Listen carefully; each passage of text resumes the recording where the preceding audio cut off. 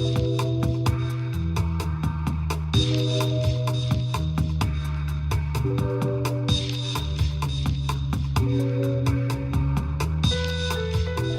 Morgan Pehme, Editor-in-Chief of City and State, and this is Last Look. Today on Last Look, we're going to be doing something a little different. We're going to be doing a visual version of our print segment, Ad Watch, where we analyze campaign ads. To help us do that, we have two experts here in the studio, Bill O'Reilly, Republican political consultant and the founder of NLO Strategies, and Evan Stavisky, a Democratic political consultant and the co-founder of the Parkside Group. Evan, Bill, thank you for joining us. Thanks for having us. So we're going to concentrate today on the ads for New York City Comptroller, Scott Stringer and Eliot Spitzer's ads.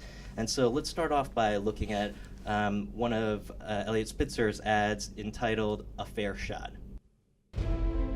Look, I failed. Big time. I hurt a lot of people. When you dig yourself a hole, you can either lie in it the rest of your life or do something positive. The sheriff of Wall Street is back. Former governor of New York. Running for New York City's Comptroller's office. That's why I'm running. Make sure your money goes where it's supposed to go and does what it's supposed to do. And make sure the Wall Street firms that want us to invest with them play by the rules. So if you hear any negative noise out there, and you will, keep in mind where it's coming from. Maybe being hated by the Wall Street firms isn't such a terrible thing.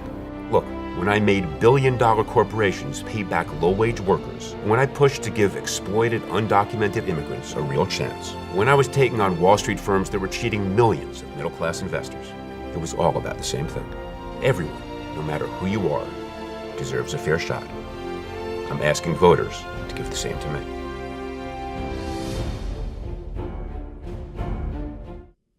So that was a 60-second spot entitled A Fair Shot, produced by Jimmy Siegel of Siegel Strategies. Bill, what do you think of the ad? I mean, I don't think there's any question that Jimmy Siegel is at the top of his game.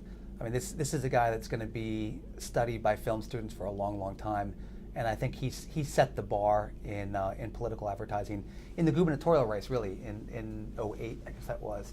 But he's back now. I mean, Siegel's got such a touch. You can always tell when you're reading a novel or seeing a film or watching a political commercial when you're in the hands of a master, and you know very quickly with Siegel's ads that you're in the hand of a master. He seems completely in control of his product. I love the switches between the black and white and the color. He chooses terrific music always. The copy is punchy. I thought it was a terrific ad. I thought it was very, very good. Yeah, the point about the music, that Batman Begins music at the end, like Eliot Spitzer's back to clean up New York, that really resonated with me. I don't know if he starts with music. I'm curious how he does it, but he's terrific. Evan, were you just as enthusiastic about this ad? I thought it was a very good ad. I think it did exactly what Eliot Spitzer needed to do to reintroduce him to voters, which is to start by admitting his failures, and then to remind people that elections aren't about candidates. The race for comptroller isn't about Eliot Spitzer. It's not about Scott Stringer. It's about voters. And as a result, he's able to position himself as being on the same side as voters and position himself against powerful interests that are trying to stop him. Yeah. He even does something in the ad about halfway through or just before halfway through. They do a shot of Spitzer on the set of or a CNBC or MSNBC thing, and they have Spitzer grilled up on the Chiron. Spitzer grilled, and I mean it's amazing the little details that Siegel does. It tells people that he's been through it. He's gotten his whipping. He's taken the beating that he deserved, and so now it's time. Like he got what he deserved. Now he can go on to the second act. And really small stuff. And that's all. I'm sorry to interrupt, but that's also possible because they start with the mea culpa. Right.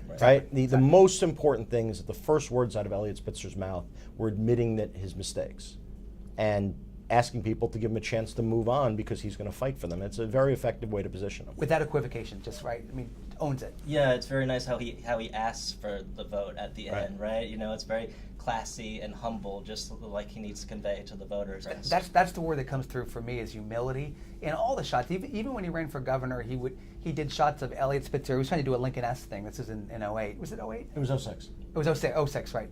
And he was trying to do a Lincoln-esque thing, but he would always get Spitzer with his head down in black and white, or Bobby Kennedy thing, with the head down, silhouettes like through the doors, Humility definitely comes through in it, and it's exactly where Eliot Spitzer needs to be. Yeah, his head down. It's both humble and thoughtful at the same time, Exactly. right? And Fumbling glasses. fumbling his glasses. That was Yeah, so yeah, yeah. humanizing. Yeah, Those little exactly. touches, very artful. Okay, so next we're going to go to an ad of Scott Stringer's. The ad is entitled Making It. It's a 30-second spot produced by Anson K. and Jim Margolis of GMMB, which is a Seattle/DC based firm. It's not always easy making it in this city. Sure, you may not feel it up here, but the people who built this city are getting priced right out of it. This is Scott Stringer, and he's got a plan. Make the city stop spending so much on programs that don't work. He'll audit every city agency to cut waste, so we can invest in better schools and small businesses that want to grow. Because if you're in the middle class or trying to get there, this is your city, and he'll fight to keep it that way.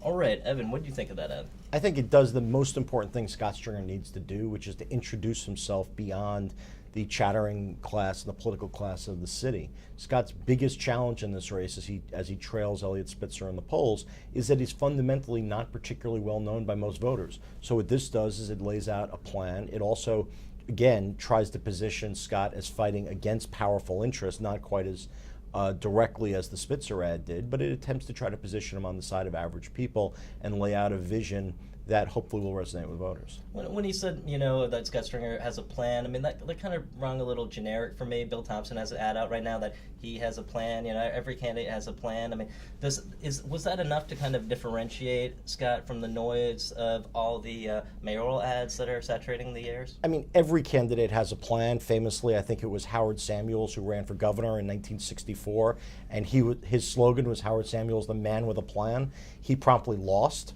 So I think every candidate has a plan. It's unclear how many of those plans come to fruition. The important thing there, I thought the most impressive part of the ad, and probably the best writing in the ad, was talking about the middle class and those struggling to make it. Yeah. And frequently the challenge for Democrats in talking to middle class voters is not to be perceived as not caring about the middle class and only caring about the poor. But in this case, it's putting the middle class and the poor together, saying, look, it's the middle class, those trying to make the middle class have a common interest in fighting against powerful interests. Unfortunately, it's a primary, not a general election, so it's not entirely clear that was the most effective way to do it. However, I thought it was a well-done ad that introduces a guy who desperately needs definition if he's going to be successful. Bill, what are your thoughts? I think it was a very, very good Jimmy Siegel knockoff. It was. I mean, I think it's Siegel. It's in Siegel's style, and it's done very well. They use a lot of the same tactics, the very, very punchy copy, black and white, color, the rest of it. But I agree with Evan. I think it was exactly what Scott Stringer needed to do. Talking about the middle class, which was right out of Anthony Weiner, who kind of set that conversation in the city 4 years ago. Middle class was very important to hit, and then he does something very wise at the end, which is to be positioned in front of the Brooklyn Bridge. Both Stringer and Spitzer are Manhattanites, and a lot of this vote's going to be coming out of Brooklyn, and it was a very smart play to do that. A very, very good ad, very good. I think they should be very pleased with it, but I do think it's a Siegel knockoff. Yeah, it's a very good ad, but it still feels like kind of like a bantamweight fighting a heavyweight, right? To a certain degree. And I was wondering what you thought about GMMB is not a New York City or New York based consulting company.